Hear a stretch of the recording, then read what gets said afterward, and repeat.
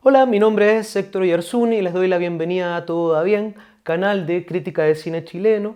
Y hoy vamos a hablar del foco reciente que han tenido distintas ficciones y documentales en Chile, al menos desde el 2015, enfocados en el caso de Colonia Dignidad, de distintas aristas. Y hablaremos particularmente de la última película de Matías Rojas Valencia, quien ya ha dedicado sus dos últimas películas a retratar de maneras bastante diferentes distintas aristas del caso.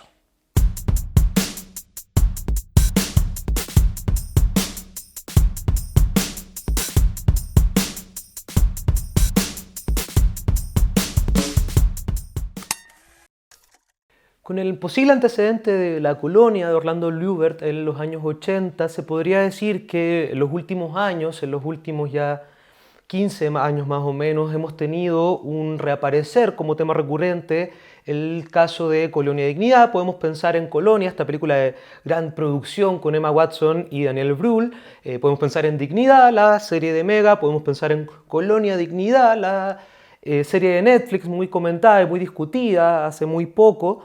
O podemos pensar en versiones bastante diferentes como Cantos de Represión desde lo testimonial o La Casa Lobo en una versión muchísimo más alegórica y extraña. En ese sentido alegórico podríamos pensar quizás también la película anterior de Matías Rojas Valencia, una película que si bien hace una recreación ficcional más o menos fiel a la historia de Colonia Dignidad o a la historia particular que quiere representar, tiene un pie en lo alegórico y un juego con fantasías que le da, digamos, un toque de radicalidad a algunas partes, una radicalidad que podríamos decir que se aparece con muchísima más claridad en esta película Aullido de Invierno, su segunda película sobre el caso de Colonia Dignidad. La propia película pareciese de alguna manera responder a lo que se podría pensar como una fiebre de representación del caso. La protagonista parte diciendo, es lo primero que escuchamos en toda la película, cuántas veces se tiene que contar una historia para que no sea olvidada, una especie de imputación hacia la propia repetición del director, la repetición del caso, e incluso podríamos pensar a nivel mucho más amplio al reclamo generalizado de exceso de películas sobre la dictadura, ¿no? De alguna manera esta parte funciona un poco como declaración de principios de parte de la propia película, lo que se hace más claro cuando vemos un poco el formato que adquiere la película, mitad documental, mitad ficción, o 70% documental, 30% ficción, lo que podría sonar no tan extraño pensando en varias hibridaciones recientes, pero en este caso estamos hablando de un segmento versus el otro y un quiebre radical marcado por capítulos dentro de la película. ¿Cuántas veces se tiene que contar una historia para que nunca sea olvidada? Ich heiße Ingrid Schugelis, bin in Deutschland geboren und kam im Jahre 1962 nach Chile. Ich habe bis zum Jahre 2003 in Colonia Dignidad gelebt.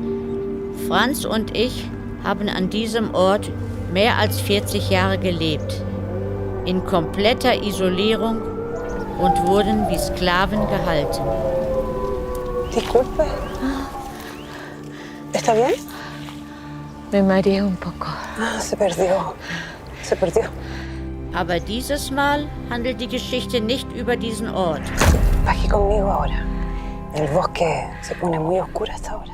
La parte documental, que es quizás la que más desafía las expectativas de las películas de Colonia Dignidad, siguen a Franz e Ingrid, un señor chileno y una señora alemana, insertos a la fuerza durante varios años en la Colonia Dignidad, víctimas en gran parte de torturas, aislamiento, incomunicación, entre otras vejaciones, que se han acompañado y siguen viviendo en el territorio a pesar, digamos, del recuerdo traumático que pueda conllevar esto. Este es quizás el momento más particular de la película, el que juega un poco contra las expectativas que podríamos tener del tratamiento true crime que han tenido algunas de las películas ya mencionadas, particularmente desde el foco de los elementos que se menciona enseñar, es decir, los vemos haciendo acciones no particularmente extraordinarias. Vemos a Franz cortar leña, vemos a Ingrid acariciar perros, los vemos hablando de la radio, los vemos sentados, los vemos básicamente dentro de su cotidiano, y cada cierto rato aparecen alusiones a los elementos más escabrosos de la historia de Colonia Dignidad, pero es bastante evidente que la película busca de alguna forma tomar un paso atrás hacia todo lo que podría tener que ver con un tratamiento más espectacular del horror dentro de la colonia.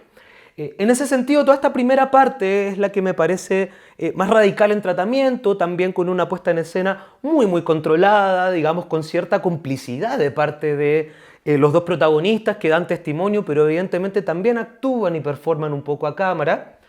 Entonces toda esta cotidianidad de alguna manera y todo este tratamiento que rehuye la parte más dura de la historia, de alguna manera se corta y se toma de manera, tampoco tan directa en todo caso, pero al menos con un caso, digamos, que se menciona con muchísima más claridad en relación a crímenes particulares de la dictadura, que es esta segunda parte de ficción en blanco y negro con Paulina García, que marca un cambio radical a lo que estábamos viendo en la película. Es decir, si ya lo primero rompía un poco las expectativas por el tratamiento de los alemanes como víctimas, por supuesto un sujeto bastante ignorado dentro de las distintas víctimas de Colonia Dignidad, esta segunda parte, digamos, ya rompe del todo y por más que se sitúa también en el sector, es una especie de historia de redención de una funcionaria de la dictadura que trata de dar información de un cuerpo desaparecido y digamos toma un camino, un derrotero bastante diferente, una estética bastante diferente, igual de cuidado, pero en el contexto de una ficción que aprovecha un poco el paisaje, que aprovecha un poco la locación y que a mi gusto tiene un tratamiento visual bastante menos peculiar que el anterior. O sea, es un tipo de tratamiento sureño, de paisaje, de plano general que podríamos pensar que podríamos comparar con algunas películas anteriores. ¿Esas piedras que usted vio en el camino guardan memoria, como los árboles? ¿Se acuerdan de todo? Lo que pasa es que ese hombre que me vino a buscar me dijo que tu abuelo estaba muerto. Todo esto va a quedar debajo del agua. Hey, fotografierst du denn da? Meine Bäume. Unsere. Ah, ja, gut.